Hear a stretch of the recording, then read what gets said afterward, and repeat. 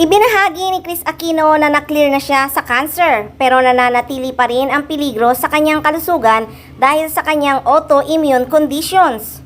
May pahiwatig din siya tungkol sa kanyang TV show. Sa Instagram, inihayag ni Kris Aquino na sumalang siya sa PET, Positron Emission Tomography Scan, para masuri kung may cancer siya, particular sa colon o bituka. Aminado rin si Kris na ikinalungkot niya ito dahil pumanaw ang kanyang ina na si dating Pangulong Cory Aquino sa colon cancer at nagkaroon din ng naturang sakit ang kanilang ina. Aniya nga ni Kris, "I'm normally very brave but I broke down in tears after my doctor left. My nurse and the SLMC nurse saw me and said they had never seen me so sad. My mom's oncologist had come in and it felt so real." Pagbabahagi niya nga. Ikwinento rin ni Kris ang pag-uusap nila ng anak niyang si Bimbi na sa kung ano man ang posibleng mangyari. "Ang hirap to see my 17 years old doing his best to stay strong. He said, 'Mama, until they do the biopsy, let's trust God that you're cancer-free. Lola will make sure you'll get through this and if ever, Mama, it's early detection," ani Kris sa pag-uusap nila ng bunsong anak.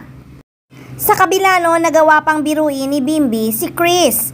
He even jokes, "I don't think Tito Noy is excited to have a reunion with you this soon because he's enjoying the peace and quiet in heaven.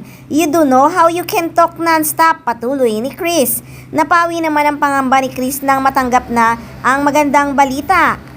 "Late afternoon when I was wide awake, Dr. Jonel was smiling. He said, 'You are cancer-free. Clear intestines, no visible sign of cancer,' pahayag ni Kris. Muli niyang pinasalamatan ang mga nagdasal para sa kanyang pagaling. Gayunpaman, sinabi din ni Kris na 3 sa autoimmune condition niya ang nananatiling life-threatening. Pwedeng ma-damage my vital organ or my blood vessels, specifically my artery connecting my lungs to my heart, to the extent na I can die immediately from a stroke of aneurysm or cardiac arrest, pagbahagi ni Kris. Sa kabila nito, nananatiling positibo si Kris at patuloy na lalaban para mabuhay.